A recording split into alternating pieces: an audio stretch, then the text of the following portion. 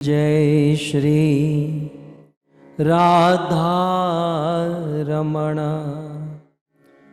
जय जय Naval Kishore,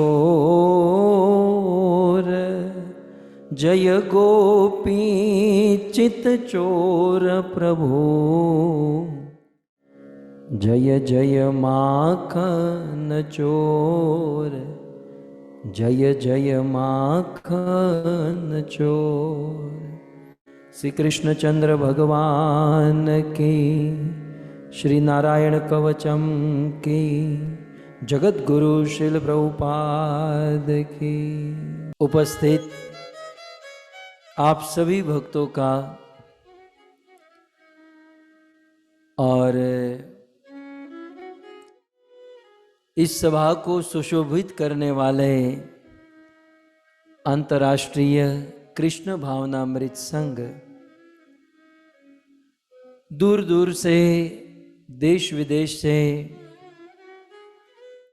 Facebook, YouTube आदि के माध्यम से बड़ी भारी मात्रा में इस कथा का श्रवण करने वाले समस्त श्रोतागण एवं कन्वर राज सुनक, संतोष जी सुनक और श्री हीरालाल जी लुथरा, ऐसे पावन पितरों की स्मृति में ये सुंदर भागवत कथा का आयोजन करने वाले हमारे अमेरिका निवासी सोनिक परिवार और केन्या नैरोबी निवासी लुथरा परिवार, श्रीमद् भागवत कथा के सप्तम एवं अंतिम दिवस में पुनः एक बार हार्दिक स्वागत एवं आप सबके चरणों में हमारा प्रणाम। राधे श्याम। श्रीमद् भगवत गीता में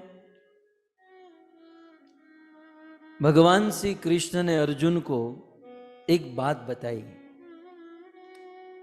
और ऐसे ही एक बात इसी भगवान श्री कृष्ण ने उद्धव जी को बताई। हमारे द्वारिकाधीश, द्वारिकावासी भगवान श्री कृष्ण के दो मुख्य सखा, हस्तिनापुर में अर्जुन और द्वारिकापुरी में उद्धव, ठीक है।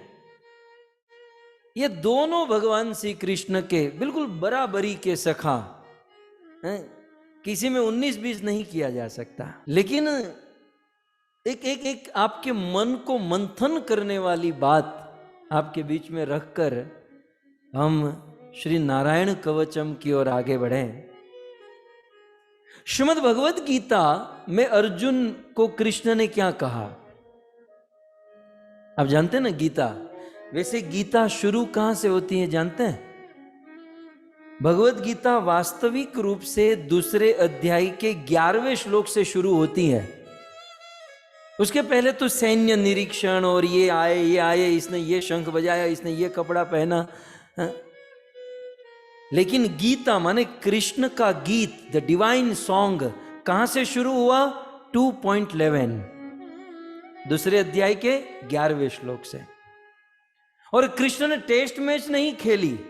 एक जमाना हुआ करता ना, 5-5 दिन तक टेस्ट मैच ऐसे खड़े रहते थे।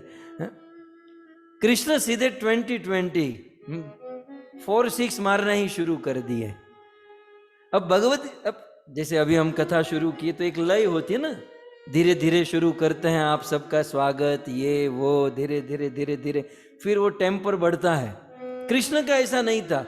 कृष्ण ने पहले बोल में ही फटका मार दिया, सीधा अर्जुन से कह दिया, अर्जुन तेरे जैसा मूर्ख आदमी आज तक मैंने दुनिया में नहीं देखा। कृष्ण के प्रवचन का प्रथम श्लोक, कोई मस्का पॉलिश नहीं, सीधा कृष्ण पहले ही श्लोक में कह दिए, अर्जुन अशोच्यानन्वशोत्सत्वं प्रज्ञावादांश भाष्य गतासून अगतासूंश्च नानु शोचंती पंडिता। पंडिता ही जाड़ रहा है, अपने आप को बहुत बड़ा ज्ञानी समझता है, अपने आप को बहुत बड़ा पंडित समझता है। अर्जुन तेरे जैसा मूर्ख आज तक मैंने दुनिया में नहीं देखा। ये ओपनिंग मतलब कृष्ण के प्रवचन की शुरुआत ऐसे हुई कुरुक्षेत्र की भूमि में, भगवत गीता में। क्यों? क्योंकि गता सुंश्च नानु शोचंती पंडिता, जो ज्ञानी होता है, जो बुद्धिमान होता है, वो जीवित के लिए या मरे हुए के लिए शोक नहीं करता अर्जुन। क्योंकि कृष्ण ने मूल रूप से, आप सब जानते ही, मैं स्मरण करा रहा हूं, कृष्ण ने मूल रूप से क्या कहा कि अर्जुन, ये शरीर के लिए शोक नहीं करना चाहिए। क्योंकि इस दुनिया में ऐसा कोई नहीं है, नत्वे वाहम जातु नासम नेत्तम नेमे जनाधिपा न चैव न भविष्याम सर्वे वय मत गतः परम। आत्मा का न जन्म है न मृत्यु है, वांसांसी जीर्णानि यथा विहाय। कुल मिलाकर कृष्ण ने अर्जुन को कहा कि अर्जुन, तुम ये तुम्हारे स्वजन मरने वाले हैं, तो ऐसे मरने वालों के शरीर के ऊपर शोक मत करो। क्या कहा? शरीर के लिए शोक मत करो, शरीर के ऊपर शोक मत करो। ठीक है, ये बात समझ में आई ना? बोलने वाले कृष्ण, सुनने वाले कृष्ण के सखा अर्जुन। ओके, क्या कहा कृष्ण ने? शरीर तो आता है जाता है, शरीर के लिए शोक मत करो, मार दो सबको। शरीर को इतना इंपॉर्टेंट नहीं है, इंपॉर्टेंट क्या है? आत्मा। लेकिन वही भगवान कृष्ण उद्धव जी को क्या कहते हैं? उद्धव, ये शरीर बहुत इंपॉर्टेंट है, उद्धव ये शरीर बहुत जरूरी है। अब ये आदमी कंफ्यूज करने के लिए बैठा है। एक बाजू कहता है कि शरीर जरूरी नहीं है, उड़ा दो सबको, मार दो, काट दो, और एक बाजू यही कृष्ण, और वो भी अपने सखा को, एक और सखा अर्जुन है, दूसरी ओर उद्धव है। उद्धव जी को क्या कहा? उद्धव जी को कृष्ण कहते हैं, श्लोक भी आप देख सकते हैं, नृदेह माध्यम सुलभम सुदुर्लभम। हे उद्धव, नृदेह, मनुष्य देह, ये मनुष्य का देह जो है, मनुष्य का शरीर जो है, बहुत दुर्लभ है, और दुर्लभ ही नहीं, सुदुर्लभम। उद्धव, ये मनुष्य जीवन बहुत दुर्लभ है, मनुष्य शरीर बहुत कीमती है। अब ये कालिये की बात समझ में नहीं आती है। गीता में कहता है कि शरीर की कोई वैल्यू नहीं है, आत्मा की ही वैल्यू है। शरीर कुछ काम का नहीं है, युद्ध करो, मारो, काटो। और यही कृष्ण उद्धव से ये बात करते हैं जो यहां नीचे लिखी हुई है, नृदेह माध्यम सुलभम सुदुर्लभम। नृदेह, थोड़ा सा ये श्लोक समझ लीजिए, फिर हम थोड़ा मंथन करेंगे। नृदेह, नृ माने नृणाम, नृ माने मनुष्याणाम। सो नृ, मनुष्य का जो देह है, आद्यम, अभी जो हमें प्राप्त हुआ है, सुलभम, अभी जो हमें सुलभ हुआ है, ये देह कैसा है? सुदुर्लभम, बहुत दुर्लभ है। अच्छा, ये मनुष्य देह कैसा है? ये कृष्ण का वचन है। जैसे गीता में अर्जुन को सुनाए, वही कृष्ण भागवत में उद्धव को सुनाते हैं। वहां भी गीता, ये भी गीता, इसे उद्धव गीता कहते हैं, और वो कुरुक्षेत्र वाली भगवत गीता। कृष्ण ने दो गीता कही, लेकिन दोनों अलग डायरेक्शन में जा रही है, तो हमको कैसे जोड़ना है उसे? वहां अर्जुन को कहा कि अशोच्यानन्व अशोत्स्व, तुम, शरीर आता है जाता है, मरता है, छोड़ यार, शरीर को मार दे, काट दे। और यहां वही कृष्ण उद्धव से कहते हैं, मनुष्य जीवन बहुत दुर्लभ है। और ये मनुष्य जीवन कैसा है? तो एक शब्द आप नीचे देखोगे, प्लवम। प्लवम, प्लवम माने नौका के समान है। ये मनुष्य शरीर कैसा है? एक नौका। ये आत्मा जो है ना, भवसागर में भटक रही है, कभी गाय, कभी बैल, कभी गधा, कभी कुत्ता, कभी यहां, कभी वहां, कभी स्वर्ग, कभी नरक। मतलब आत्मा इस भवसागर में डूब रही है, गोता खा रही है।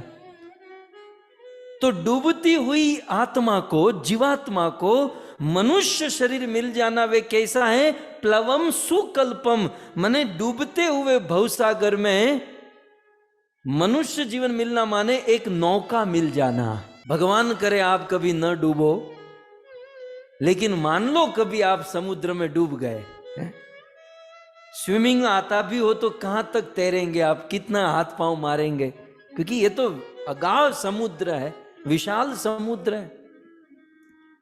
तो समुद्र में डूब रहे हैं, गोता खा रहे हैं, और वो खारा खारा पानी भी पी गए, है ना। पानी पानी पी जाए माना जा रहे समुद्र में डूबे, पानी पी गए हैं, बस अब मरने ही वाले, डूबने ही वाले, और अचानक ऐसे हाथ मारते मारते ऐसे हाथ में आ जाए, मुझे ऐसा हुआ था, लेकिन सब नहीं बताना चाहिए। ऐसे हाथ में आ जाए तो नौका आ गई हाथ में, फिर कैसे भी करके नौका में बैठ गए। भक्तों, आत्मा डूब रही है, गोता खा रही है, कभी यहां कभी वहां भटक रही है, और डूबती हुई आत्मा को ये मनुष्य शरीर मिलना, मनुष्य जीवन मिलना, ये तो डूबते हुए आदमी को नौका मिलने के बराबर है। सो कृष्ण ने उद्धव को क्या कहा? उद्धव, नृदेह माध्यम सुलभम सुदुर्लभम प्लवम सुकल्पम गुरुकर्णधारम। बहुत महत्वपूर्ण श्लोक। तो अब क्या हुआ? आप डूब रहे थे और डूबते हुए नौका मिल गई तो नौका में बैठ गए। नौका में बैठने से भी काम नहीं बना प्रभु, नौका में बैठने से केवल जीवन बचा। अब जरूरी नहीं है कि नौका जो है किनारे पर लगेगी, क्योंकि समुद्र बहुत बड़ा है। उस नौका को किनारे पर लगाने के लिए कैप्टन चाहिए, और वो भी साधारण नहीं, बिल्कुल एक्सपर्ट कैप्टन चाहिए। ठीक उसी प्रकार मनुष्य जीवन रूपी शरीर मिला है, ये नौका रूपी शरीर मिला है।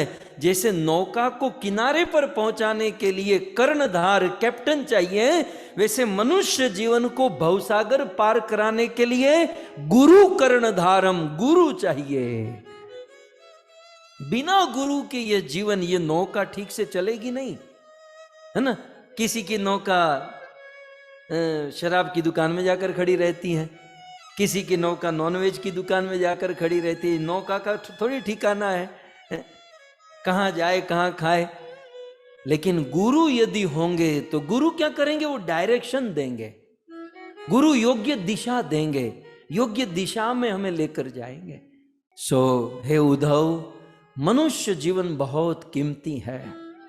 भवसागर में डूबते हुए यह मनुष्य जीवन एक सुदृढ़ नौका के समान है, और उस नौका में यदि कोई कर्णधार, नौका को चलाने वाला गुरु मिल जाए, और केवल गुरु से भी काम नहीं बनेगा, उसके लिए अनुकूल हवा भी चाहिए ना।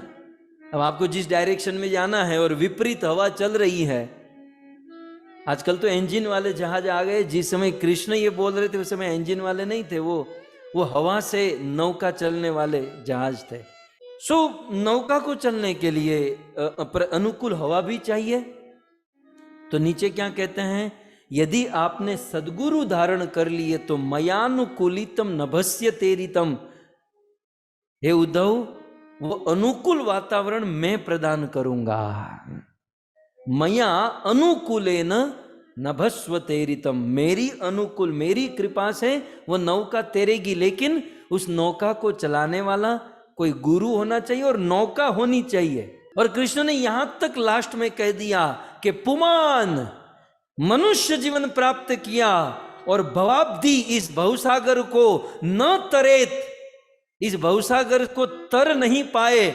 मनुष्य जीवन प्राप्त करके इस नौका में सवार होकर इस भवसागर को पार नहीं किया तो स व मनुष्य आत्महा, आत्महा, अपनी आत्मा का ही हनन करने वाला है। वो केवल रस्सी पर चढ़कर पंखे पर लटक जाने वाले ही आत्महत्या नहीं करते, भजन नहीं करने वाले लोग भी आत्महत्या ही कर रहे हैं।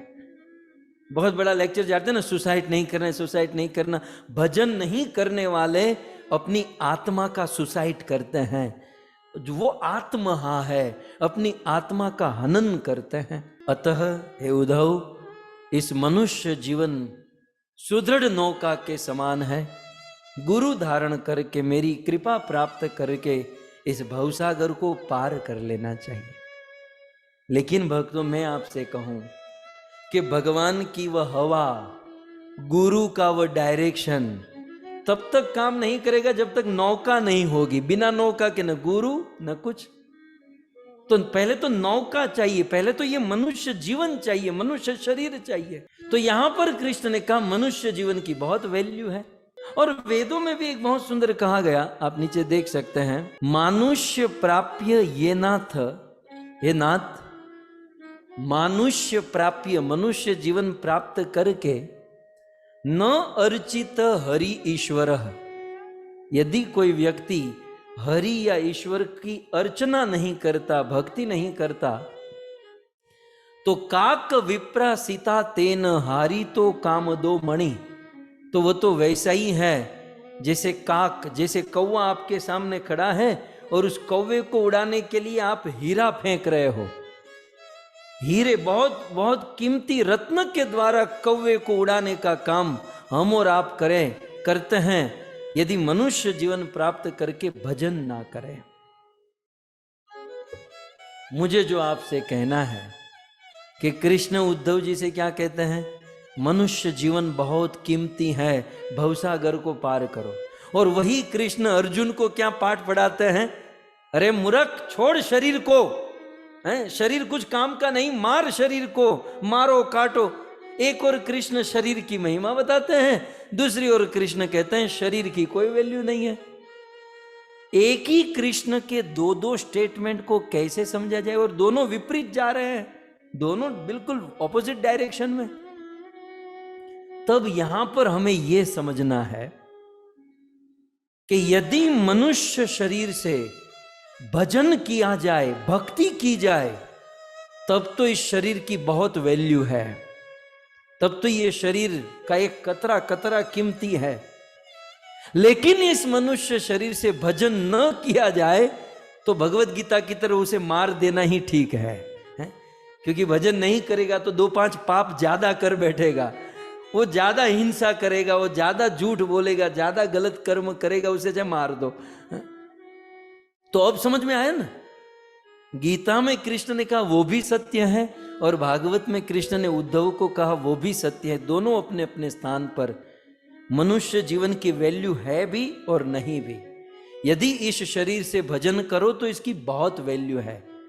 नहीं तो विचार करो, विज्ञान ने साबित किया इस मनुष्य शरीर में जितने भी केमिकल है उसे निकाल कर उसे जोड़ो तो 250 रुपये से ज्यादा नहीं होता। 250 रुपये की वैल्यू है। लेकिन इस 250 रुपये के केमिकल पंचमहाभूत से बने हुए शरीर से अखिल ब्रह्मांड नायक कृष्ण को अपने वश में किया जा सकता है, यदि भजन करे, यदि भक्ति करे। ये चमड़े की जीवा थोड़ी सी वाइब्रेट करने से कृष्ण को आप धरती पर उतार सकते हो, यदि भजन किया जाए। और यदि इस शरीर से भजन भक्ति नहीं करेंगे तो क्या होगा, तो कहते हैं कि वो मर जाए वही बेहतर है, क्योंकि ये शरीर यदि रहा तो और ज्यादा पाप होगा, ज्यादा दुष्कर्म करेंगे, इसलिए अर्जुन इसे मार दो। सो कुल मिलाकर भजन करने वालों के लिए ये मनुष्य शरीर की बहुत महिमा है। यदि हम और आप भजन करना चाहते हैं तो इस शरीर को संजो कर रखना चाहिए, शरीर का खूब ध्यान रखना चाहिए कि शरीर कहीं विपत्ति में न पड़ जाए। और शरीर को विपत्ति से बचाने के लिए भागवतीय उपचार क्या है? आप हॉस्पिटल में तो उपचार कर लेते हैं वैद्य के पास जाकर, लेकिन शरीर को विपत्ति से बचाने के लिए भागवतीय उपचार हैं श्री नारायण कवचम। श्री नारायण कवच का पाठ करके व्यक्ति शरीर को विपत्ति में पड़ने से बचा सकता है, शरीर पर आने वाली दुर्घटना से मुक्त हो सकता है। प्रत्येक व्यक्ति को रोज सुबह, दोपहर या शाम इस नारायण कवचम का पाठ अवश्य करना चाहिए, अपने लिए, अपने बच्चों के लिए, अपने परिवार के लिए, या फिर समाज और देश के लिए। हमारे देश में, हमारे गुजरात में स्वामीनारायण संप्रदाय चला। स्वामीनारायण संप्रदाय में तो प्रतिदिन श्री स्वामीनारायण भगवान श्री सजानंद स्वामी घनश्याम महाराज ने आदेश दिया है कि सत्संगियों को, हरि भक्तों को रोज अपनी पूजा में नारायण कवच का पाठ करके ही खड़ा होना है। वे लोग रोज इनका पाठ करते हैं, और हम वैष्णव होकर नारायण कवच के बारे में जाने भी नहीं, तब तो हमसे बड़ा दुर्भाग्य क्या हो सकता है। सो नारायण कवच। तो कुछ लोग प्रश्न करेंगे, इसमें सब तो अच्छे नहीं होते ना, 2-5 तो मुंह चढ़ाकर बैठते ही हैं, आपको पता नहीं है, आप तो केवल मुझे देखते हो, मैं आपको देखता हूं ना, 2-5 मुंह चढ़ाकर बैठते हैं। वो कहेंगे ये नारायण कवच की कथा सुनने से क्या लाभ हुआ, सब लोग नारायण कवच थोड़ी बोलने वाले हैं।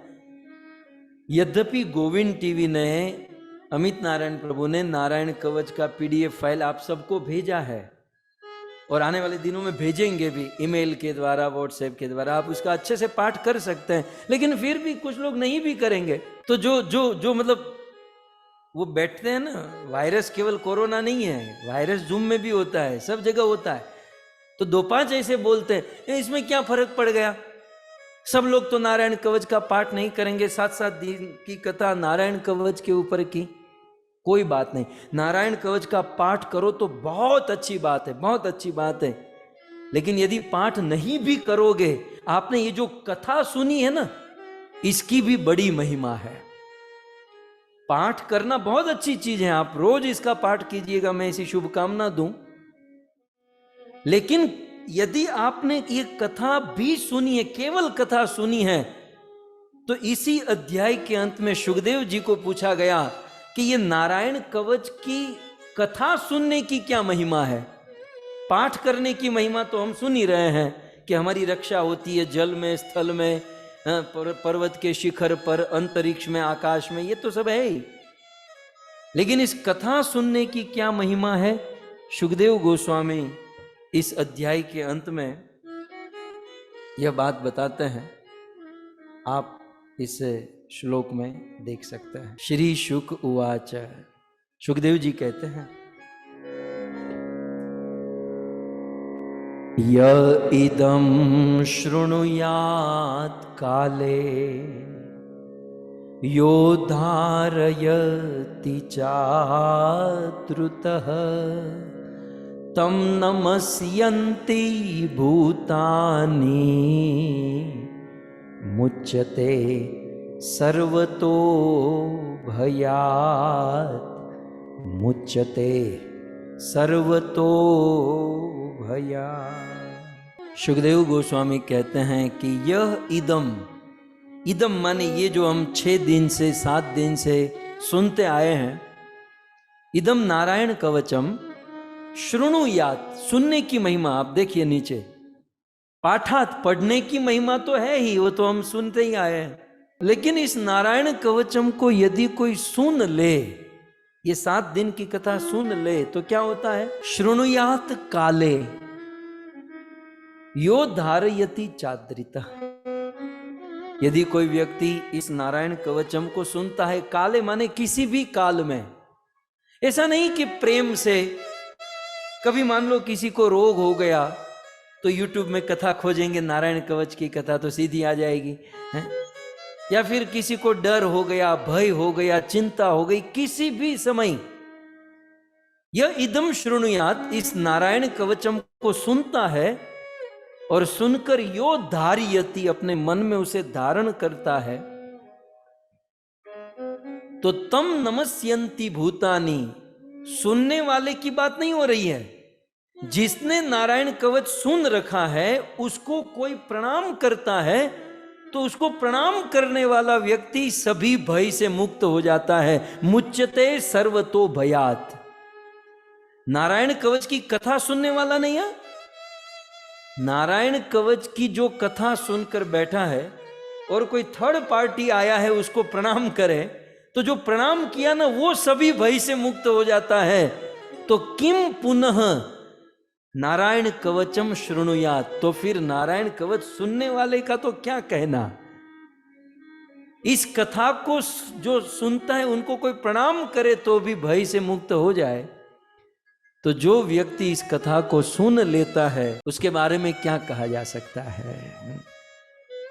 इसलिए यह नारायण कवच सभी भयों से मुक्त है।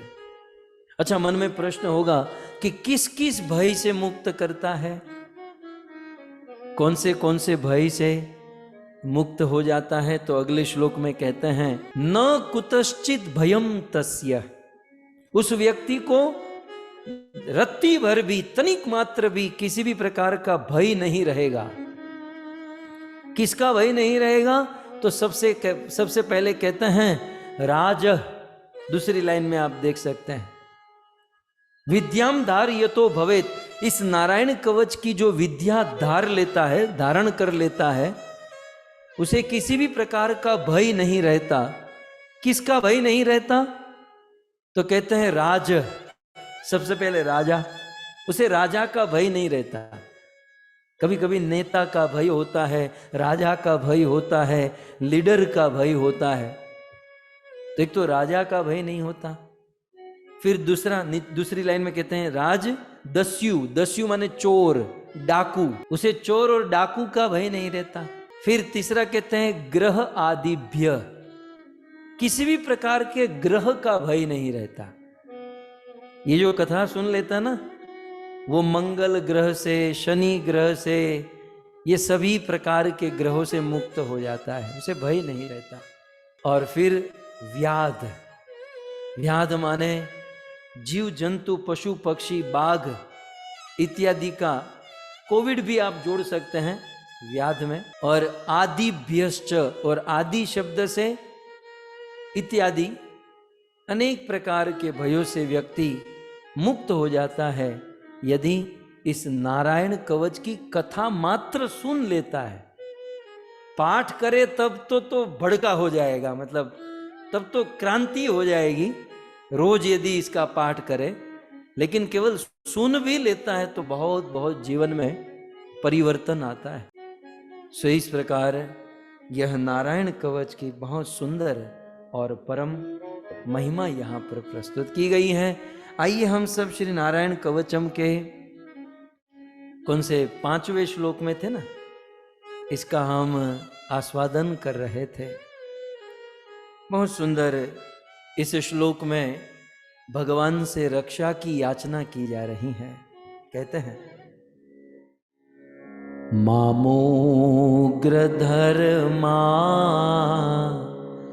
अखिलात् प्रमादा नारायणः पातु नरश्च हासा दत्तस्वयोगा दत्तयोग नाथ पायाद गुणेश कपिल कर्म बंधा।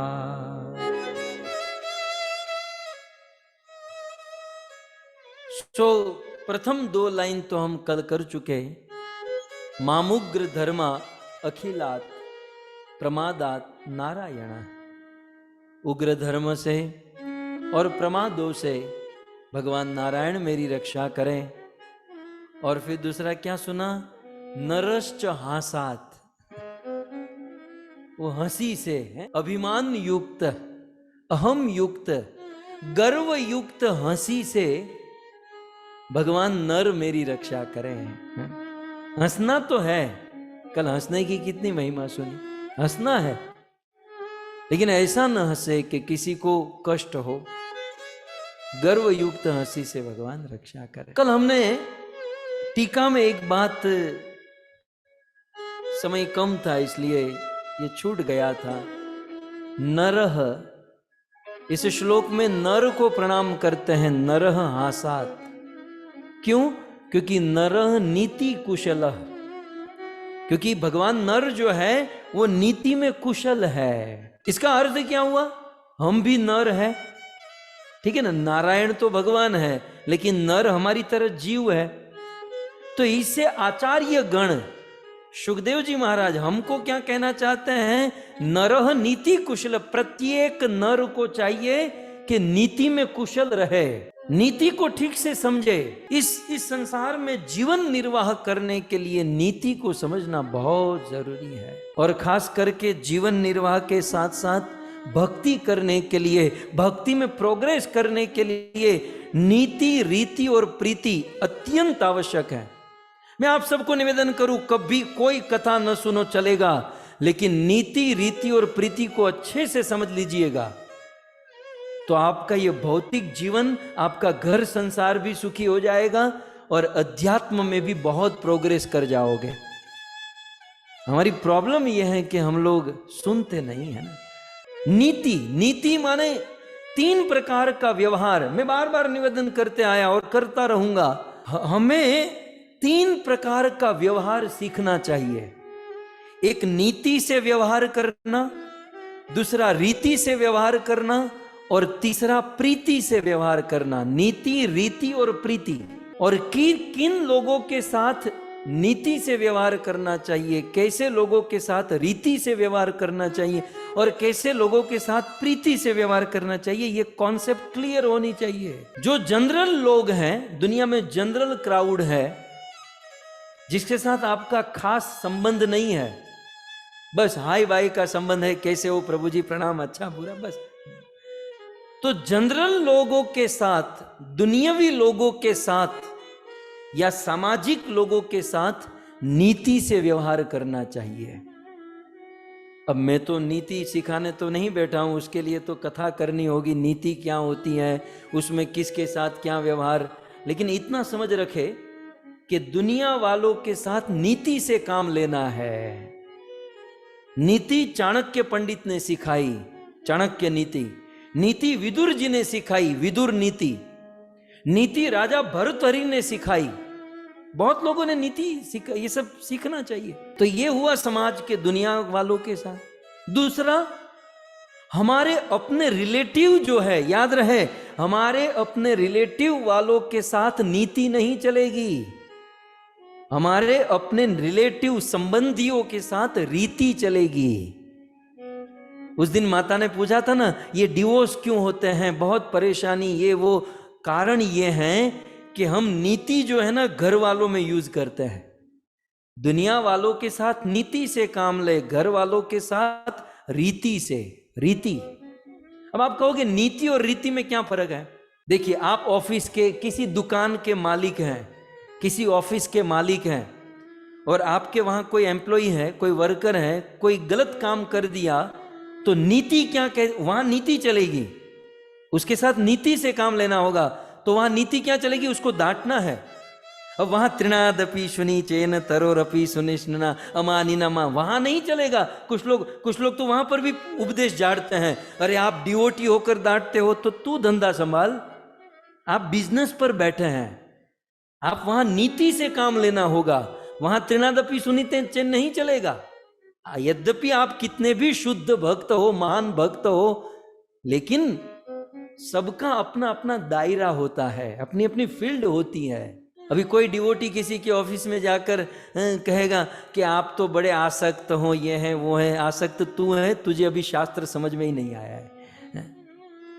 कोई भी आदमी दुनिया में, समाज में, संसार में नीति से काम लेगा, नीति।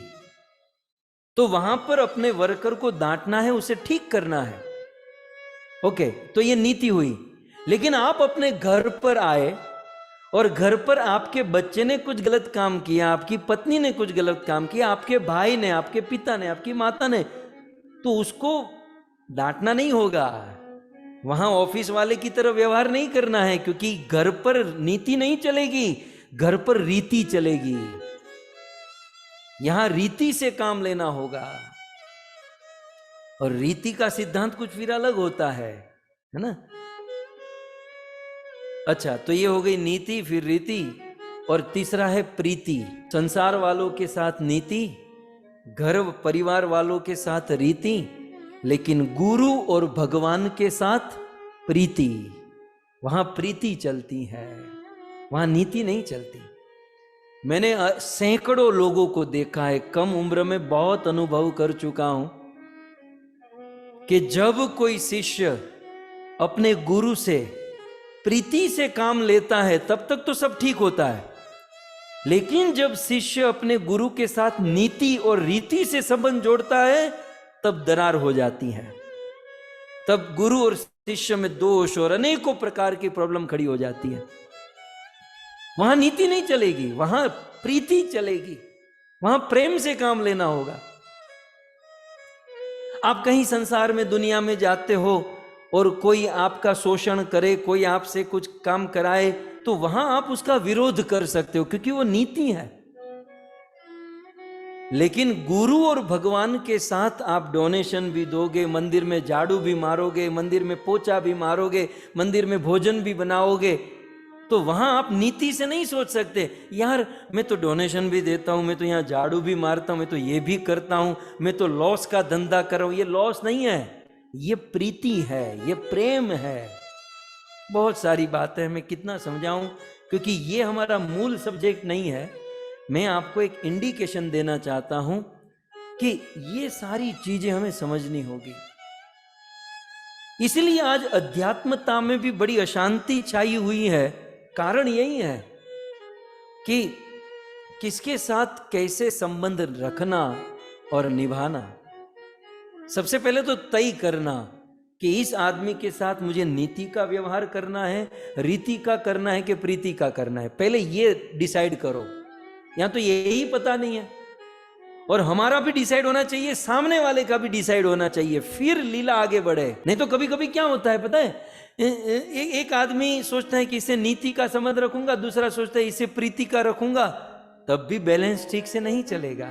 सो कुल मिलाकर, अब मैं ज्यादा नहीं कहूंगा, नरो नीति कुशल, प्रत्येक नर को, मनुष्य को चाहिए कि वो नीति में, रीति में और प्रीति में कुशल बने, एक्सपर्ट बने, इसके विषय में ज्ञान ग्रहण करें। आइए अब आगे बढ़ते हैं। तो इस श्लोक में नर और नारायण को निवेदन किया गया कि आप हमारी रक्षा कीजिए। अब निवेदन करते हुए आगे बढ़ते हैं। दत्तस्त्व योगा दत्त योगनाथ, दत्तस्तु योगा दत्त योगनाथ, पायाद गुणेश कपिलः कर्म बंधा। दत्तस्तु योगा दत्त योगनाथ। अब किसको प्रणाम करते हैं? दत्त। दत्त माने भगवान दत्तात्रेय। 24 अवतारों में से एक है ना भगवान दत्तात्रेय। ब्रह्मा, विष्णु और महेश के अंश से, ये तीनों के अंश से भगवान दत्तात्रेय का जन्म अत्रि और अनसुया के पुत्र के रूप में हुआ। सो दत्त, भगवान दत्तात्रेय को मैं नमस्कार करता हूं। अच्छा, भगवान दत्तात्रेय को दत्तात्रेय क्यों कहते हैं? हम तो सबका समझते हैं ना, नरसिंह, मत्स्य, वामन। तो दत्तात्रेय का अर्थ भी समझ लेते हैं। दत्त माने क्या? आचार्य गण कहते हैं दत्तः, दत्तः का अर्थ है सर्व मनोरथ दातापि, दाता दाई। दत्त माने सर्व मनोरथ दाता दाई, जो सभी प्रकार के मनोरथ दाता देने में समर्थ है। सो दत्त माने सर्व मनोरथ दाता दाई, सभी प्रकार के मनोरथ देने वाले। और सर्वम अनेन इति दत्त, अनेन। और दत्त का दूसरा अर्थ है सर्वम अनेन, सभी प्रकार के अनेन। सभी प्रकार से अनेन माने पूर्ण निर्दोष। भगवान दत्तात्रेय का दो अर्थ हैं। दत्त का एक अर्थ है सभी मनोरथ देने वाले, और दत्त का दूसरा अर्थ है पूर्ण निर्दोष, पूर्ण रूप से पाप रहित, blameless, sinless, not liable to error. ये हमारे वहाँ लोग बोलते हैं ना, तो एक दो मुझे याद रह जाता है, बाकी मुझे इतना इंग्लिश नहीं आता है।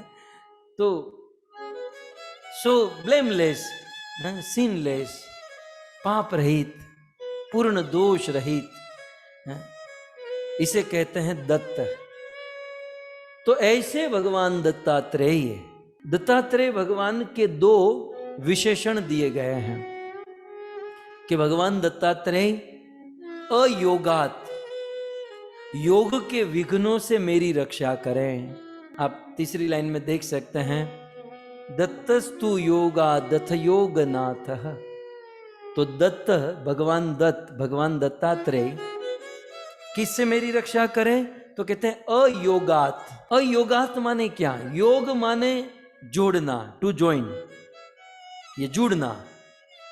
योग का वास्तविक अर्थ है आत्मा से परमात्मा को जोड़ना, जुड़ना। ये बात अलग है कि आज वो कपालभाति, भस्त्रिका, अनुलोम विलोम, बस इसी को योगा मान लिया जाता है। ये योग की बहुत नीची अवस्था है, बहुत बेसिक अवस्था है।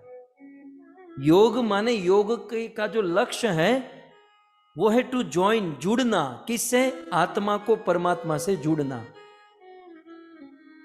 सो दत्त, भगवान दत्तात्रेय क्या करें? योग के विघ्नों से मेरी रक्षा करें। तो अयोगात, अयोगात, अयोगात माने योग के विघ्न।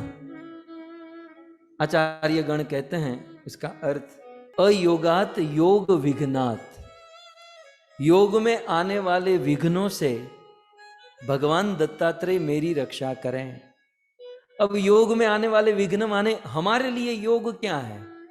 भगवान से जुड़ने में जो विघ्न आते हैं, और खास करके मेरे जूम परिवार के लिए ये जूम कथा सुनने में जो विघ्न आते हैं, उस विघ्न से वे रक्षा करें। एक माता जी थी ना 1-2 दिन पहले कि मैं कथा सुनना चाहती हूँ लेकिन वो सब बाधा बन रही है, उसको फैमिली बाधा बन रही है। हम सबको भी कुछ ना कुछ तो बाधा है ही। किसी को अपना मन बाधा बन रहा है, किसी को भूख बाधा बन रही है, किसी को मोबाइल बाधा बन रहा है, किसी को जॉब, किसी को ये। तो भजन में आने वाली बाधा को दूर करने वाला कौन? भगवान दत्तात्रेय। सो दत्तस्तु अयोगात। अयोगात माने योग में आने वाले विघ्नों से, योग विघ्नात मेरी रक्षा करें। वीर राघव आचार्य अयोगात शब्द पर लिखते हैं, योगा नाम भक्ति योग आदि नाम नाथ। योगियों में भक्ति योग के नाथ श्री दत्तात्रेय हैं। इसलिए भगवान दत्तात्रेय को प्रार्थना की जाती है कि भक्ति योग में आने वाले विघ्नों से आप मेरी रक्षा करें। और एक आचार्य कहते हैं, बहुत सुंदर सुंदर बातें लिखते हैं, योग भ्रंशात। अयोगात माने क्या? योग भ्रंशात, योग भ्रष्ट हो जाना, योग टूट जाना। तो योग भ्रंशात भक्ति विधात को द्रवात, अर्थात भक्ति में विघ्न आने से या भक्ति भ्रंश हो जाने से हृदय कैसे द्रवित होगा, और बिना हृदय द्रवित हुए ईश्वर की अनुभूति और ईश्वर प्रेम कैसे प्राप्त होगा। तो यहां दत्तस्तु योगा दथ योग नाथ, यहां पर अयोगात माने योग में विघ्न का अर्थ है भक्ति करते हुए हृदय द्रवित न होना। क्योंकि इसमें से कुछ लोग कह सकते हैं ना, हमको भाई कोई विघ्न नहीं है, हम तो 8 बजे का टाइम होता है ना तो 7:30 बजे ही बैठ जाते हैं, रोज माला भी कर लेते हैं, हमको तो कोई विघ्न है ही नहीं। तो सबसे बड़ा विघ्न क्या है जानते हैं?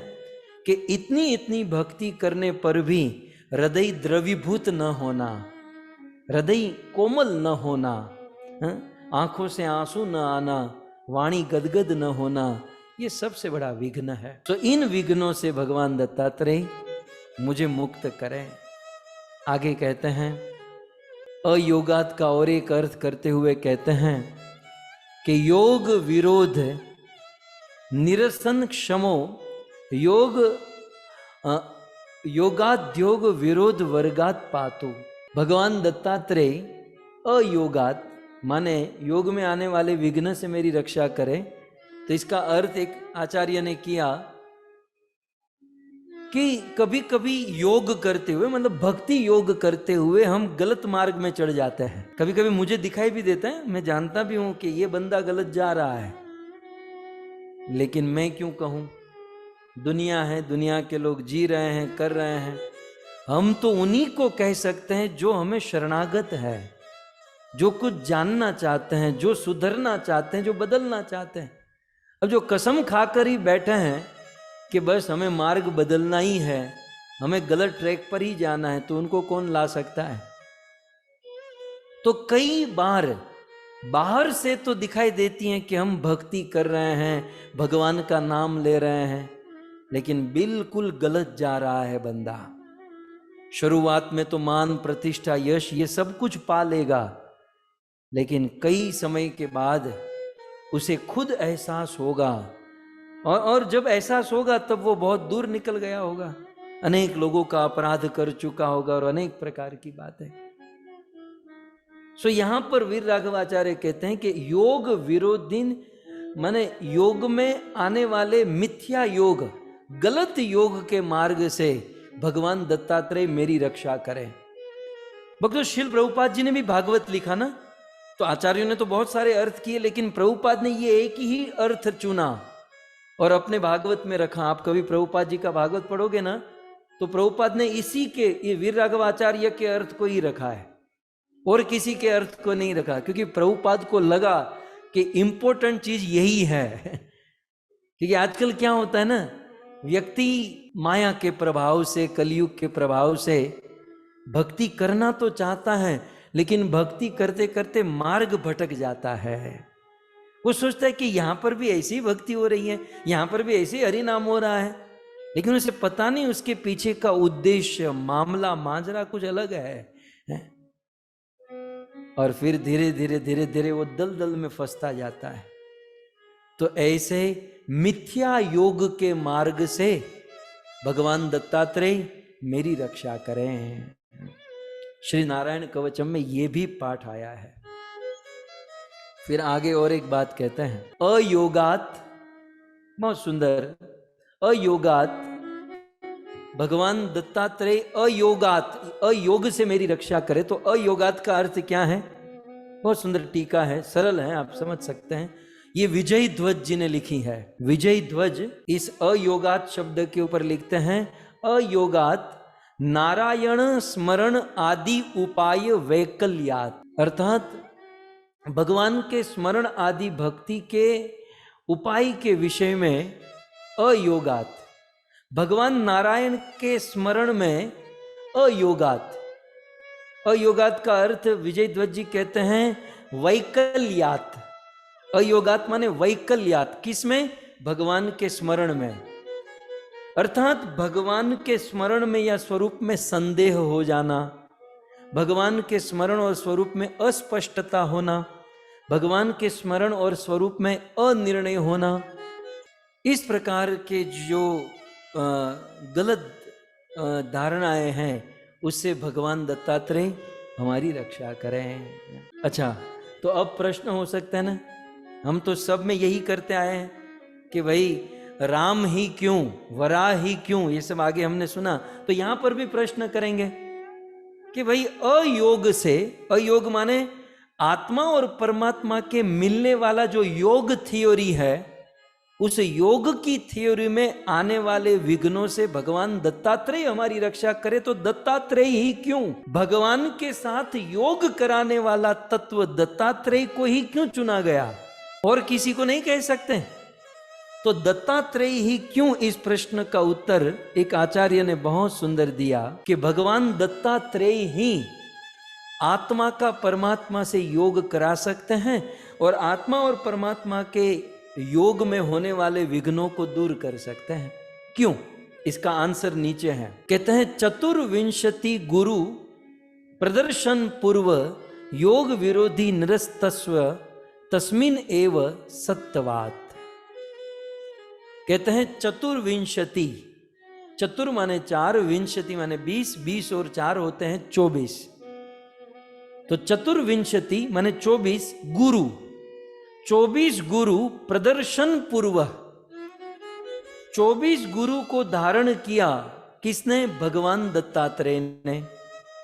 और भगवान दत्तात्रेय ने इन 24 गुरु को प्रदर्शन पूर्व लोगों को अपने आचरण से दिखाने के लिए, सिखाने के लिए 24 गुरुओं को धारण किया। और भगवान दत्तात्रेय ने इन 24 गुरुओं को बनाकर, इन 24 गुरु का प्रदर्शन करके भक्ति योग में जो विरोध की भावना है, उस भावना को दूर किया और साथ ही साथ भगवान के साथ संयोग कराया। तो भगवान दत्तात्रेय के बनाए गए 24 गुरु के द्वारा वे हमारे वियोग को दूर करते हैं और भगवान से संयोग करा देते हैं। भगवान दत्तात्रेय ने 24 गुरु किसको बनाए? आचार्य गण कहते हैं ये 24 गुरु आपके सामने स्क्रीन पर आप देख सकते हैं। श्रीमद् भागवत जी का ये प्रसंग है, बहुत सुंदर प्रसंग है। यदु महाराज के राज्य में जब भगवान दत्तात्रेय आए तो एक दिन उनकी सारी सभा छोड़कर सब लोग चले गए। पूछा मंत्री को यदु महाराज ने कि भाई आज खाली सभा क्यों? बोले एक साधु आया है, सब उनके दर्शन में चले गए। बोले उस साधु में ऐसा तो क्या है कि सब उनके दर्शन में चले गए? तो इन्होंने कहा कि आप जाकर ही देख लीजिए। तो यदु महाराज गए तो वो साधु बिल्कुल दिगंबर, और इनके मन में प्रश्न हुआ कि मेरे पास इतना धन संपत्ति राज रजवाड़े, तो मैं केवल राजा और आपके पास कुछ नहीं है और आप महाराजा। मेरे पास इतना कुछ होकर भी मेरे सैन्य बहुत कम और आपके पास कुछ नहीं, और आपके इतने सारे चेले, इतने सारे शिष्य। मेरे पास इतना धन संपत्ति सब कुछ होकर भी इतनी चिंता है, इतना फ्रस्ट्रेशन है, और आपके पास मुझे तो जेब भी नहीं दिखाई दी। कपड़ा होगा तो जेब होगी ना, न बटवा है, न पाकिट है, न पैसा, न बैंक बैलेंस, फिर भी आप मुझसे ज्यादा सुखी, राजा से ज्यादा सुखी। कारण? तब भगवान दत्तात्रेय ने यदु महाराज को कहा कि महाराज मेरे 24 गुरु है, और उन 24 गुरु की कृपा से, उन 24 गुरु के लिए हुए ज्ञान से आज मैं इस पृथ्वी पर सुखी होकर, स्वच्छंद होकर विचरण कर रहा हूं। और ये गुरु कहीं दूर नहीं, प्रकृति में ही ये 24 गुरु है। और मैं स्वयं इन 24 गुरु के पास गया और इन 24 तत्वों को गुरु बनाकर मैंने मेरे जीवन को संवार लिया, सुखी बना दिया। यदि कोई व्यक्ति इन 24 गुरुओं को धारण कर लेता है तो यदु महाराज आप तो राजा हो, राजा से भी ज्यादा सुखी हो सकता है। तो तुरंत का जल्दी बताइए 24 गुरु कौन? आपको जानना है? नहीं जानना है, हम आगे बढ़ते हैं। जानना है, जानना है, चलो भाई। तो अब तो 24 गुरु कौन? तो 2 श्लोक में श्री भगवान दत्तात्रेय 24 गुरु के विषय में वर्णन करते हैं। वो 24 गुरु कौन है? तो कहते हैं पृथ्वी वायुराकाशम आपोग्निश्चंद्रमा रवि कपोतो यजगरः सिंधु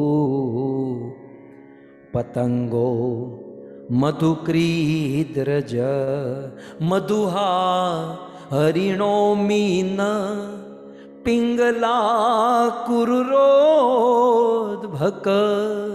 कुमारी शर्कृत सर्प ऊर्णनाभिसुपेशकृत ऊर्णनाभिसुपेशकृत।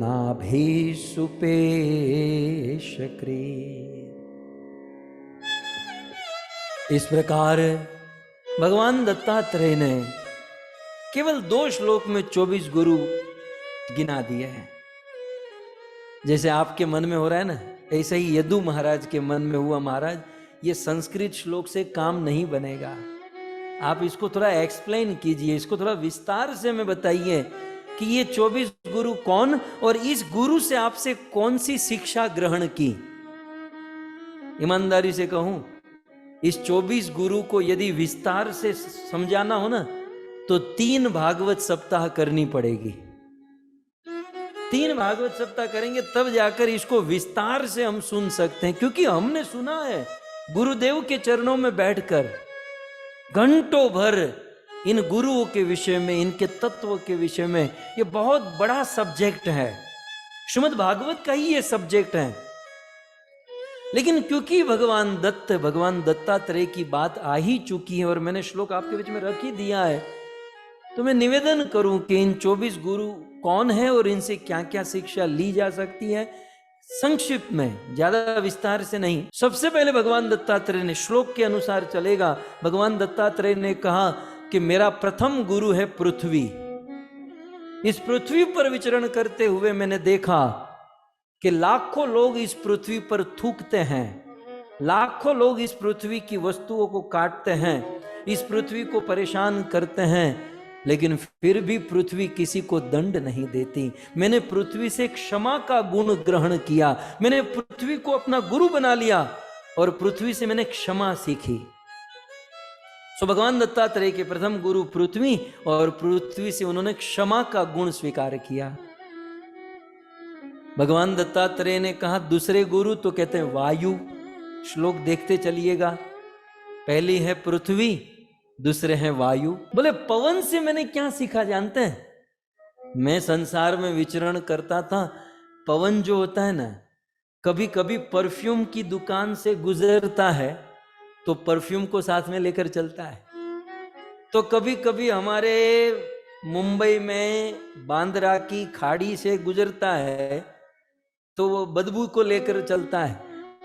तो पवन जो है सुगंध से पास हो तो सुगंध को लेकर उड़ता है, और दुर्गंध से पास हो तो दुर्गंध को। लेकिन पवन से मैंने क्या सीखा कि वो सुगंध को लेकर बहुत थोड़ी देर तक उड़ता है, फिर सुगंध छूट जाती है और पवन अकेला आगे बढ़ जाता है। चाहे सुगंध हो या दुर्गंध हो, कुछ देर तक पवन उसे उठाता है, ढोता है, और फिर उसे छोड़कर वो अकेला आगे निकल जाता है। तो पवन से मैंने अनासक्त रहना सीखा। अनासक्ति। दुनिया में सुगंध भी होगी, दुर्गंध भी होगी, दुनिया में स्वजन भी होंगे, दुर्जन भी होंगे, तो न तो स्वजन को न दुर्जन को दिमाग में लेकर चलना चाहिए। थोड़ी देर तक साथ में होते हैं, फिर जाना तो अकेला होता है। ये भगवान दत्तात्रेय। सो भगवान दत्तात्रेय कहते हैं मेरे दूसरे गुरु है वायु, और उनसे मैंने अनासक्ति सीखी। तीसरे हैं पृथ्वी वायु आकाश। मैंने मेरा तीसरा गुरु आकाश को बनाया। आकाश से मैंने क्या गुण लिया कि आकाश विशाल होते हुए भी निरअभिमानी है। आकाश से बड़ा विशाल क्या है बताइए? आकाश से बड़ी चीज क्या? लेकिन आकाश इतना विशाल होते हुए भी निरअभिमानिता का गुण मैंने इनसे ग्रहण किया। फिर पृथ्वी वायु आकाशम आपः। फिर चौथा है आप। आप माने जल, पानी। पानी से मैंने क्या सीखा? पानी से मैंने महान बनना सीखा। क्या? महानता का गुण है। पानी बहुत महान है। पानी की महानता क्या है?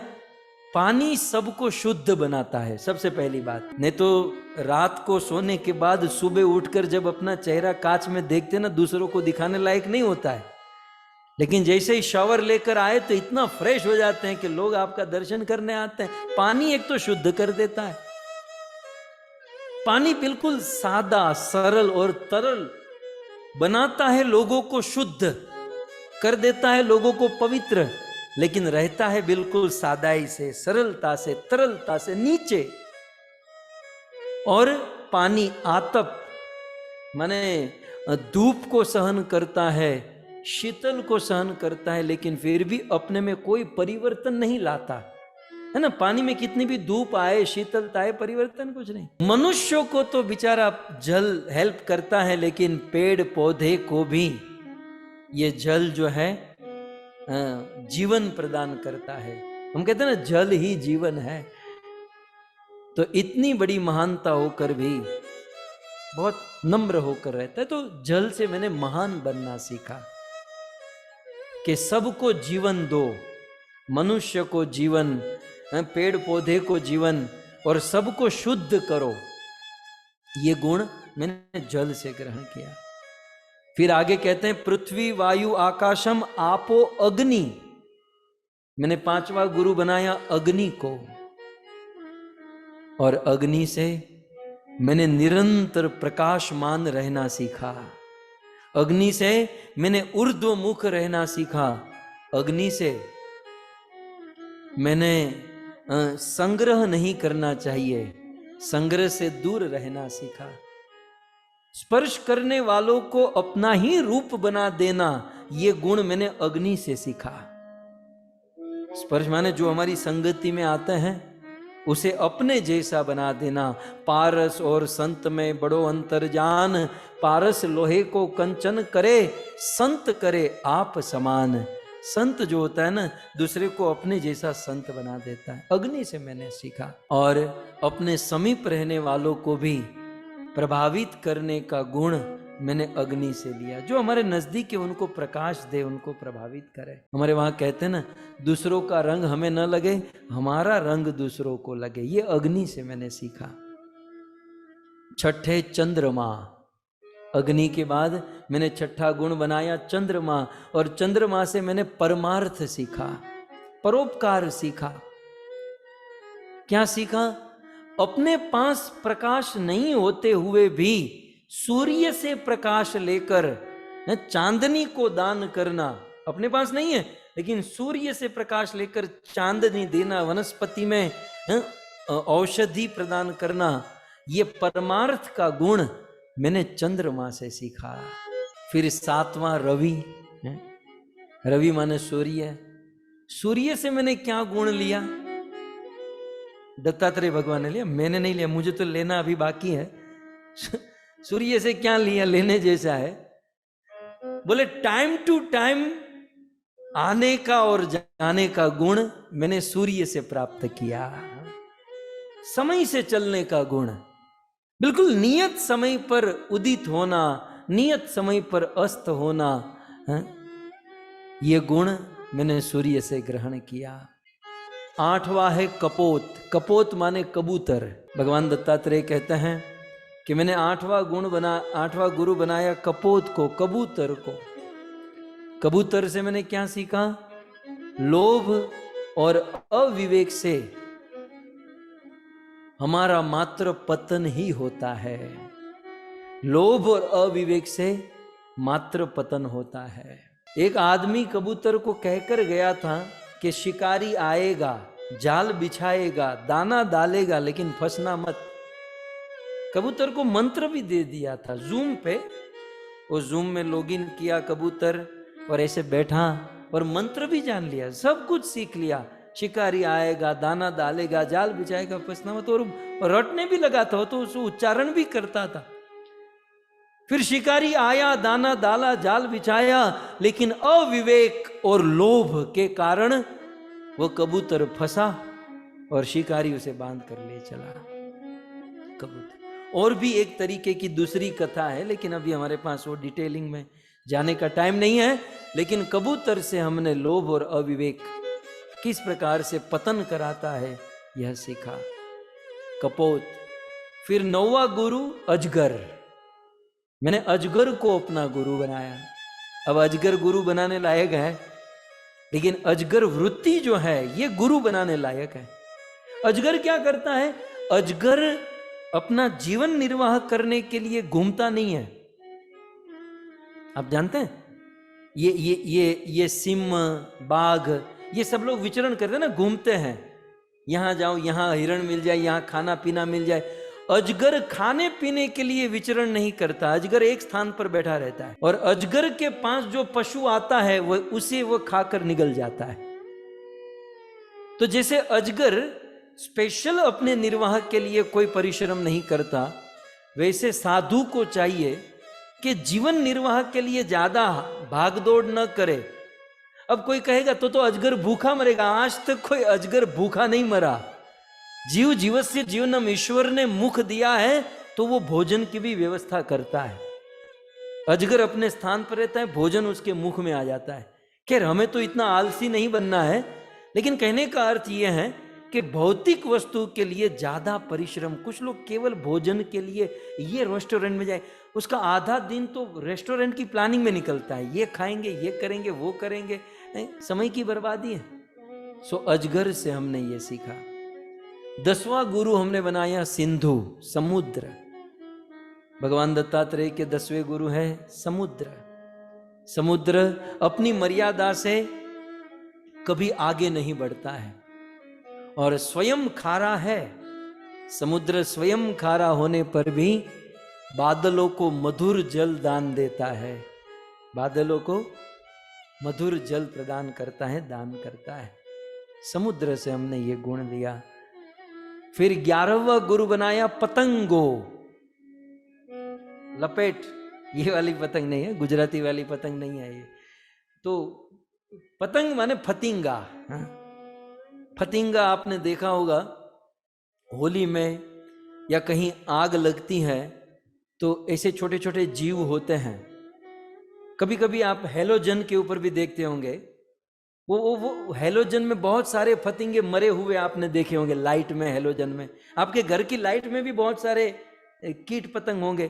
क्या आपने इनविटेशन दिया था या लाइट पर लिखा था वेलकम, आइए आइए जी, यहाँ बैठिए जी, मरिए जी? नहीं, पतंगे को कोई इनविटेशन नहीं देता, लेकिन वो जानबूझकर जाता है। पतंगा जानता है कि मैं यहां अपने मेरे प्राण छूटेंगे, लेकिन अपने प्राणों की परवाह किए बिना वो पतंगा अपने लक्ष्य की प्राप्ति के लिए आगे बढ़ता है। ठीक उसी प्रकार अपने प्राणों की परवाह किए बिना अपने लक्ष्य की ओर आगे बढ़ने का गुण मैंने पतंग से प्राप्त किया। 12वां गुरु बनाया, 12वां ही है ना, 12वां गुरु बनाया मधुकृत। मधुकृत माने मधुमक्खी। 12वां गुरु बनाया मधुमक्खी को, कि मधुमक्खी दूसरों की सेवा करने के लिए जीवन भर कैसे अपना समर्पण कर देती है, कितनी साधना करती है। रात दिन मधुमक्खी बगीचे में जाकर वो फूल से रस को लेती है, मधपुड़े में डालती हैं, लेती हैं, डालती हैं, एक बूंद भी खुद नहीं पीती है। दूसरों की सेवा के लिए कितनी साधना, कितनी मेहनत करने का गुण मैंने मधुमक्खी से लिया। अपने आप को सोचना चाहिए, यार हम तो मधुमक्खी से भी गए गुजरे हैं। बेचारी मधुमक्खी रात दिन मेहनत करती है, तब जाकर हम लोग शहद, हनी पीते हैं, मधु पीते हैं।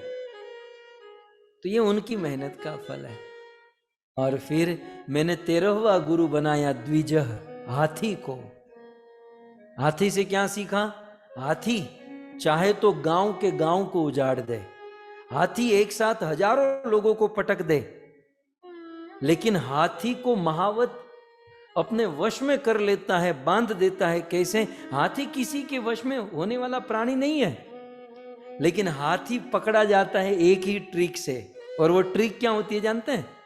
एक बहुत बड़ा खड्डा करते हैं और उस खड्डे के भीतर, खड्डे में एक हथनी को रखते हैं, फीमेल हाथी को।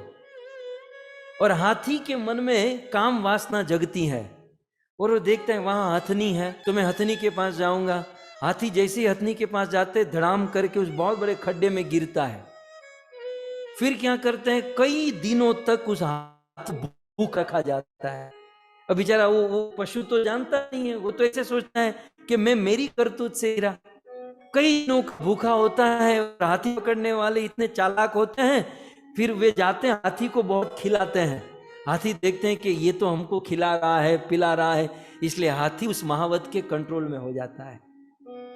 इतना बड़ा हाथी काम वासना के कारण दूसरों के कंट्रोल में हो जाता है। हम और आप काम वासना के कारण इस दुनिया की माया के कंट्रोल में हो जाते हैं। केवल एक वस्तु को हमने कंट्रोल कर दी तो हम स्वतंत्र हो सकते हैं।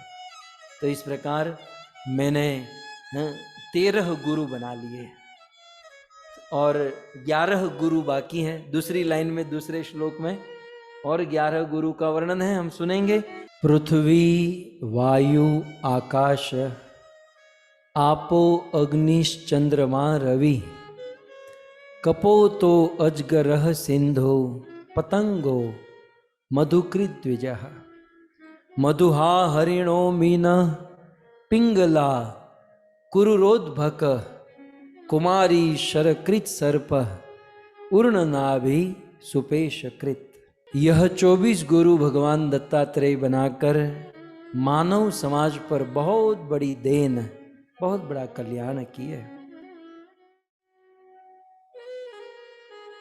सो भगवान दत्तात्रेय आगे कहते हैं, 14वां गुरु मैंने बनाया मधुहा। मधुहा माने भौरा। एक आसक्त प्राणी किस प्रकार से अपना प्राण त्याग देता है, यह गुण मैंने भौरे से सीखा। भौरा सुबह होते ही जैसे सरोवर में कमल खुलते हैं, वो भंवरा कमल में जाकर बैठता है और संध्या के समय वो कमल बंद होना, सिकुड़ने वाला होता है, बंद होने वाला होता है। वो भंवरा जानता है कि मैं मरने वाला हूं, लेकिन फिर भी वहां से बाहर नहीं निकलता और उसी कमल में रह जाता है। उनकी मृत्यु तक हो जाती है। कमल की पराग में आसक्त भंवरा आसक्ति के कारण अपना प्राण गवा देता है। ठीक उसी प्रकार मनुष्य संसार में किसी न किसी की आसक्ति से एक न एक दिन अपना प्राण गवाता है। 15वां गुरु भगवान दत्तात्रेय ने बनाया हरिण। समझने लायक है। हरिण, जैसे हरिण माने मृग। हमारे वहां मृग बहुत दौड़ता है, बड़ा परेशान भी होता है, यहां वहां दौड़ता है और दौड़ने का कारण उनको सुगंध आती है, इतनी सुंदर सुगंध कि उस सुगंध को खोजने के लिए यहां वहां बहुत भागता है। लेकिन वास्तविकता यह है कि वह सुगंध कहीं बाहर नहीं, वह सुगंध उस मृग की नाभि से आ रही है और वो जितना दौड़ता है उतना वो सुगंध और निकलती है और बेचारा परेशान रहता है और दौड़ते दौड़ते एक दिन मर जाता है। हरिण से मैंने इस मृग से, इस कस्तूरी मृग से मैंने ये गुण लिया कि हम और आप रात दिन जिस सुख के लिए भागदौड़ कर रहे हैं, यहां जाऊं यहां पाऊं, यहां सुख वहां सुख, हम जिस सुख को बाहर खोज रहे हैं वह सुख बाहर नहीं, वह हमारे अंदर ही है। कस्तूरी मृग का वह कस्तूरी, वह सुगंध बाहर नहीं, जैसे उनके अंदर है वैसे सुख हमारे अंदर है। बस अंतर्दृष्टि करके भगवान का भजन करने से वह सुख प्रकट होता है। मैंने 16वां गुरु बनाया मीन। आप दूसरे श्लोक में देख सकते हैं मीनः, मीन मछली। थोड़े से जीवहा की लालसा से अपना जीवन दांव पर लगा देती है मछली। करना नहीं चाहिए, लेकिन जो लोग मछली पकड़ते हैं क्या करते हैं, वो कांटे में कुछ थोड़ा सा भोजन फंसा देते हैं और फिर रस्सी से धागे से डालते हैं और बेचारी निर्दोष मछली उस भोजन को खाने जाती है, कांटा फंस जाता है। तो जीवहा की लालसा से मछली मौत के मुख में चली जाती। हम और आप जीवहार लालसा इति उति धाय, शिष्णोदर पारायण कृष्ण नहीं पाए।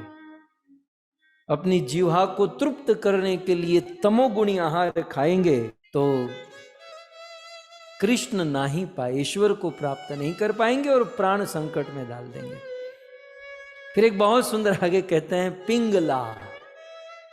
ये कोई गुरु बनाता है? गुरु बनाने लायक है। पिंगला, पिंगला माने एक नृत्यांगना। एक नृत्यांगना, अब वो तो रेड लाइट एरिया होता ही है। भगवान दत्तात्रेय निकले होंगे उस स्थान से और एक नृत्यांगना को देखा, उसको भी गुरु बना लिया। हमें भी समझने लायक है भक्तों। नृत्यांगना से भगवान दत्तात्रेय ने कौन सा गुण लिया?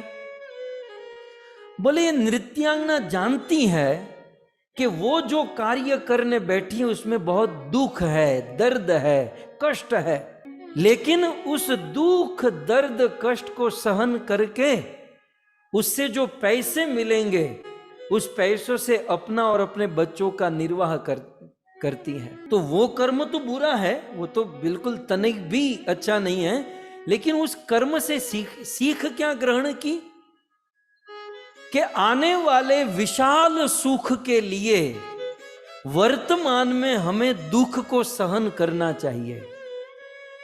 यदि वर्तमान में हमें थोड़ा बहुत दुख सहन करना भी पड़े, लेकिन आने वाले विशाल सुख को ध्यान में रखकर वह दुख सहन कर लेना ही बुद्धिमानी है। कई कुछ लोग कहते हैं भक्ति करके परेशान हो गया, ये हो गया। ये परेशानी अच्छी है, क्योंकि थोड़ी सी परेशानी सहन करोगे ना, आगे वैकुंठ सदा सदा के लिए भगवान के गोद में आपको स्थान मिलेगा। सो नृत्यांगना से, पिंगला से मैंने यह गुण ग्रहण किया। 18वां गुरु बनाया कुररी, काक पक्षी। धृतता और स्वार्थ परता की नीति आखिर अल्टीमेटली अंत में हानिकारक ही होती है। ये मैंने कुर्रो काक पक्षी से ग्रहण किया। 19वां गुरु बनाया अर्भकः, छोटे से बालक को। जैसे छोटा सा बालक राग, द्वेष, चिंता, काम, क्रोध, लोभ आदि दुर्गुणों से बिल्कुल रहित होता है। कितना भी उस बालक के जीवन में न तो कोई ज्यादा हर्ष, न तो कोई शोक, कुछ नहीं होता। एक संत को, एक साधु को, एक भक्त को उस बालक की तरह रहना चाहिए। मैंने 20वां गुरु बनाया कुमारी। एक कन्या थी, उसको देखने के लिए कुछ लड़के वाले आए। घर पर माँ बाप नहीं थे, उनके लिए दूध आदि बना रही थी। दूध बनाने के लिए मसाला पीसना था, तो मसाला पीसने के लिए वो जो चलाने लगी तो उनकी चूड़ी की आवाज होने लगी। एक चूड़ी निकाली फिर भी आवाज, दूसरी निकाली फिर भी आवाज। अंत में जब एक चूड़ी बची तब आवाज आना बंद हुआ। दत्तात्रेय भगवान ने देखा, गुण ग्रहण कर लिया। बोले हाथों में 4 चूड़ी होगी फिर भी आवाज करेगी, 3 होगी फिर भी आवाज करेगी, 2 होगी फिर भी आवाज करेगी, 1 चूड़ी होगी तो आवाज नहीं करेगी। ठीक उसी प्रकार इस दुनिया में कई लोगों के साथ रहोगे तो आवाज तो होगी, डिस्टर्बेंस तो होगा। इससे अच्छा है सन्यास आश्रम, ब्रह्मचारी आश्रम, भजन करने में कोई डिस्टर्बेंस नहीं। तो ये गुण मैंने कुमारिका से लिया। 21 शरकृत। शरकृत माने बाण बनाने वाले व्यक्ति से। जैसे बाण जो होता है ना, बहुत निम्न वस्तु से बनता है। मनुष्य भी यदि अपने को तपाने और चोट सहने की तैयारी रख ले तो वो बहुत बड़ी वस्तु, बहुत बड़े कार्य में काम आ सकता है। एक लोहे का टुकड़ा जिसको घिसा जाता है, तपाया जाता है और फिर बाण बनता है। मनुष्य भी अपने आप को थोड़ा सा तपाए, थोड़ा सा अपने आप को कष्ट सहन करे तो वे बहुत बड़े कार्य में आ सकता है। 22 सर्प।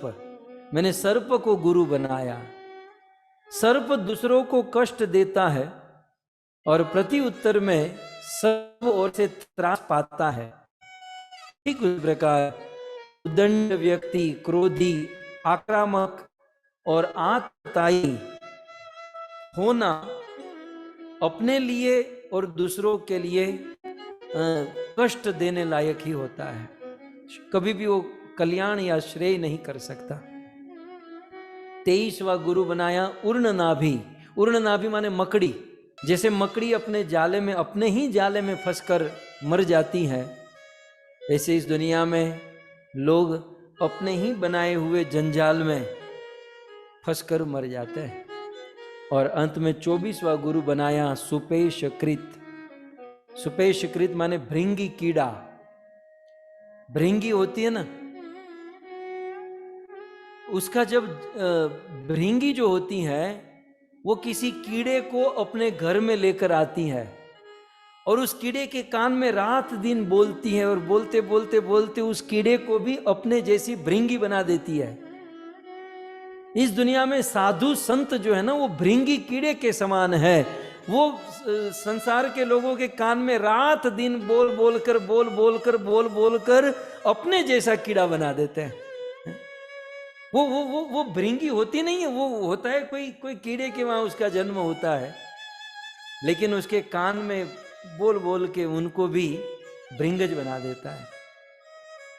सो इस प्रकार से आइए मूल श्लोक ऊपर आप यहां देख सकते हैं। दत्तस्व योगा दथ योगनाथ। योगनाथ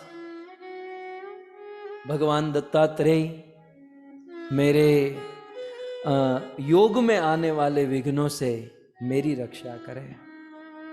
सो इस प्रकार से निवेदन करने के बाद आइए इस कथा में अंतिम जो प्रणाम रक्षा की प्रार्थना की जा रही है, कहते हैं पायाद गुणेश कपिलः कर्म बंधात पायाद गुणेश कपिलः कर्म बंधा।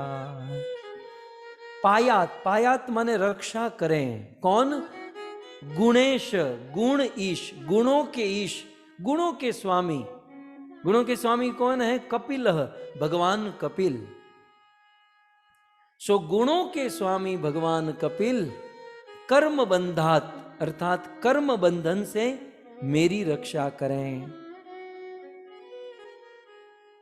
सो भगवान कपिल देव कर्म बंधन से मेरी रक्षा करें। अच्छा, भगवान कपिल देव, कपिल शब्द का अर्थ क्या है? जैसे हम सब के बारे में जानते आए, वैसे कपिल शब्द का अर्थ आप नीचे श्लोक में देख सकते हैं। आप नीचे टीका में देख सकते हैं। कपिल, कपिल शब्द में जो क है, क का अर्थ होता है सुखम। भगवान कपिल में जो क है, कम सुखम, और पाती, क पी ल, ठीक है, तो 3 अक्षर हुए, क पी और ल। तो क का अर्थ क्या है? तो कम सुखम। कम माने सुख, क माने सुख। कपिल माने में जो प है, तो कहते हैं पाती, पाती माने रक्षति। तो कपिल भगवान में प का अर्थ होता है रक्षति, रक्षा करना। जो हमारे सुख की रक्षा करते हैं उसे कपि कहते हैं। क्या लिखा है? कम सुखम पाती रक्षति इति कपि। सुख की रक्षा करने वाले को कपि कहते हैं। लेकिन कैसे? तो आगे कहते हैं ज्ञानम तत्लाति। अब ल का अर्थ कहते हैं ज्ञानम तत्लाति माने ददाती, ज्ञान ददाती, ज्ञान प्रदान करके जो हमारे सुख की रक्षा करते हैं, इसलिए उनको कपिल कहते हैं। श्री कपिल देव भगवान की। सो ज्ञान देकर हमारे सुख की रक्षा करते हैं, इसलिए कपिल कहते हैं। और कपिल का अर्थ यहां पर कपिल माने कपिलः कर्दम सुनुर भगवान। कर्दम ऋषि के जो पुत्र है, जो साक्षात भगवान विष्णु उनके पुत्र के रूप में प्रकट हुए, वही भगवान कपिल देव की बात यहां पर की गई है। कर्म बंधात, भगवान कपिल देव किससे हमारी रक्षा करें? तो कहते हैं कर्म बंधात, कर्म बंधन से हमारी रक्षा करें। कर्म बंधात का अर्थ यहां पर कहते हैं कर्म बंधात संसारात। वंशीधर जी कहते हैं कर्म बंधन का एक अर्थ है संसार। इसमें बहुत सारी व्याख्या हो सकती है कि ये जो संसार हमको मिला है, हम और आप जो इस संसार में है, इस संसार में रहने का एक ही कारण है और वो है कर्म बंधन। अनेकों प्रकार के अच्छे बुरे कर्म करते हैं जिससे हमें संसार की प्राप्ति होती है। जब तक अच्छे बुरे कर्म करते रहेंगे तब तक इस संसार में फंसे रहेंगे। संसार से मुक्त होना है तो न अच्छा कर्म करें न बुरा करें, जो भी कर्म करना है भगवान के लिए करें, तब इस बंधन से मुक्त होंगे। अच्छा, भगवान कपिल देव इस संसार के बंधन से हमें कैसे मुक्त करते हैं? संसार के बंधन से मुक्त करने की थ्योरी क्या है? तो कहते हैं ज्ञान प्रदानेन, ज्ञान प्रदान करके कर्म बंध निरासक, ज्ञान प्रदान करके हमारे कर्म बंधन को दूर कर देते हैं। निरासक माने जलाकर भस्म कर देते हैं। ये कर्म का बंधन ज्ञान के प्रकाश में, ज्ञान की अग्नि में जलकर भस्म हो जाता है। और भगवान कपिल देव खास करके पायाद गुणेश कपिल कर्म बंधात, भगवान कपिल देव सांख्य योग के द्वारा, सांख्य योग माने इस संसार में जितने भी तत्व हैं उन तत्वों को भिन्न भिन्न निरूपण करके, सांख्य योग के द्वारा ज्ञान प्रदान करके हमारे कर्म बंधन को जलाकर भस्म कर देते हैं। श्री भगवान कपिल देव के विषय में संक्षिप्त में कहूं तो भागवत के 3 स्कंद में उन्होंने बहुत बड़ा उपदेश दिया और अपना उपदेश देने के बाद अंत में यही कहा माता देवहूति से कि मां सताम प्रसंगान मम वीर्य संविदो, कर्म बंधन से मुक्त होना है, ये संसार की मोह माया दुख आसक्ति से मुक्त होना है, तो सताम प्रसंगान, संतों की संगति करें। और जब संतों की संगति होगी तो मम वीर्य संविदो, मेरी कथा होगी, मेरे गुण रूप लीला की चर्चा होगी। और वो मेरी चर्चा, मेरी कथा तज्जो शनादा अपवर्ग वर्तमनी, वो मेरी कथा कान को भी मधुर लगेगी और हृदय को भी आनंद प्रदान करेगी। और यदि कोई व्यक्ति निरंतर इस कथा को सुनता रहा तो क्रमशः श्रद्धा, रति, भक्ति और प्रेम उत्पन्न होगा, और फिर अपवर्ग वर्तमनी, मृत्यु के बाद वह व्यक्ति अपवर्ग को प्राप्त करेगा, अर्थात मेरे धाम वैकुंठ को प्राप्त करेगा। लेकिन वहां तक पहुंचने के लिए सर्वप्रथम सताम प्रसंगान, संतों के बीच में बैठकर मम वीर्य संविदो, मेरी कथा सुनते रहो। सो भगवान कपिल देव संतों की संगति और भगवत कथा के द्वारा कर्म बंधात, सभी प्रकार के कर्म बंधन को तोड़ देते हैं। भक्तों, ब्रह्मा से लेकर एक कीड़े से लेकर ब्रह्मा और इंद्र तक सबको अपने अपने कर्म बंधन में बंधे हुए हैं, अपना कर्म भोगतना पड़ता है, चाहे अच्छे हो बुरे कर्म हो। परंतु यदि कोई व्यक्ति सत्संग करता है और सत्संग में आकर भगवत कथा और भगवान का नाम लेता है तो सारे बुरे कर्मों से वह मुक्त हो जाता है। और हमारा परम सौभाग्य है, जगत गुरु शिल प्रभुपाद जी की कृपा से हम प्रतिदिन, लगभग अब तो रोज का ही हो गया है, हम रोज श्रीमद् भागवत कथा का श्रवण करते हैं, हरि नाम कीर्तन करते हैं, सत्संग करते हैं और अपने जीवन को धन्य करते हैं। यदि इसी प्रकार से जीवन भर करते रहे तो धीरे धीरे हम कर्म बंधन से मुक्त होंगे और धीरे धीरे भगवान के निकट चलते जाएंगे, धीरे धीरे भगवत प्रेम के निकट चलते जाएंगे। बस ये जो सनातन धर्म का राजमार्ग आपने पकड़ा है, जिस राजमार्ग पर आप चल रहे हैं, इस राजमार्ग पर चलते रहे। इस मार्ग में चलते हुए भी आनंद है और डेस्टिनेशन में पहुंच जाने के बाद तो और आनंद है। और इस मार्ग को छोड़कर अन्य मार्ग में चलने में भी कष्ट है और डेस्टिनेशन में भगवान में लीन हो जाना, ये कोई बात हुई? कोई बेटा अपने बाप से कहे, पिताजी मैं आपके अंदर लीन होना चाहता हूँ, बाप तो पहले तो बेहोश होकर गिर जाएगा, ये बोल क्या रहा है। मान लो अचानक एक दिन आपका बेटा कहे, पिताजी मुझे आपसे बहुत प्रेम है। बोले क्या? बोले मैं आप में लीन होना चाहता हूँ। कहते ना ब्रह्म में लीन हो जाना, ये कोई बात है? पिताजी भी प्रसन्न नहीं होंगे। पिताजी की प्रसन्नता क्या है? लीन होने में नहीं, मेरा बेटा मेरी सेवा करे, मुझसे प्रेम करे। तो हमको जिसने पैदा किया, जिसने जन्म दिया, उस परमात्मा की यही तो आशा है कि आत्मा उनकी सेवा करे, ये आत्मा परमात्मा से प्रेम करे। और परमात्मा से प्रेम करने का सबसे बड़ा साधन है उनकी कथा सुनना, उनका नाम लेना। आप सभी भक्त निरंतर भगवत कथा को सुनते आए हैं और मुझे प्रेरणा देते हैं कि मैं कुछ 2-5 शब्द बोलूं और अपनी वाणी को शुद्ध करूं।